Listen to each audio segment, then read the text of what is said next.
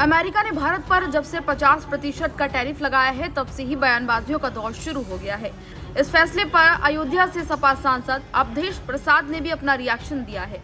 उन्होंने कहा कि ये भारत की संप्रभुता पर हमला है, लेकिन भारत पूरी तरह से सक्षम है। उनका कहना है कि टैरिफ चाहे 50% हो या फिर 100%, भारत की अर्थव्यवस्था पर इसका ज्यादा असर नहीं पड़ेगा। अवधेश प्रसाद ने ये भी कहा कि सरकार को ट्रंप की इस बयानबाजी के खिलाफ संसद में निंदा प्रस्ताव लाना चाहिए था। वे मानते हैं कि सरकार को अमेरिका को चेतावनी देनी चाहिए थी, लेकिन पता नहीं ऐसा क्यों नहीं किया गया।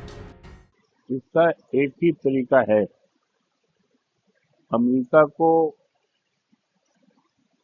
रास्ते पर लाने का और अमेरिका को ईंट का जवाब पत्थर से देने का।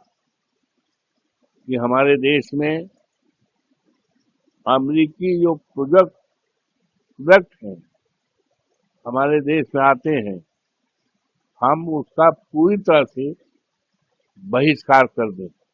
जब हम उनके प्रोडक्ट को बहिष्कार करेंगे तो उनके यहाँ जो चीजें बनती हैं, जिसमें तमाम लोग एम्प्लॉयड हैं, तो वो बनना जब मांग नहीं है तो उसके लिए फिर प्रोडक्ट वहाँ भी उनको बंद करना पड़ेगा।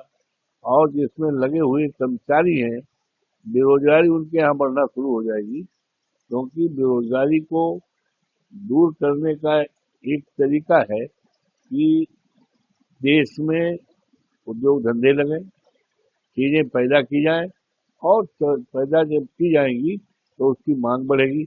लेकिन जब मांग ही नहीं बढ़ेगी तो बड़े बड़े उद्योग अपने आप बंद हो जाएंगे और उद्योग में लगे हुए जो कर्मचारी हैं वो अपने आप बेरोजगारी के कगार पर आएंगे। तो आज की स्थिति में ये आवश्यक है कि अमेरिका की जो भी बनी हुई चीजें हैं उसको हम बिल्कुल बंद कर दें। उससे जो हमारे यहाँ उनकी चीजें आती हैं बंद हो जाएंगी। तो ये ईंट का जवाब पत्थर से होगा।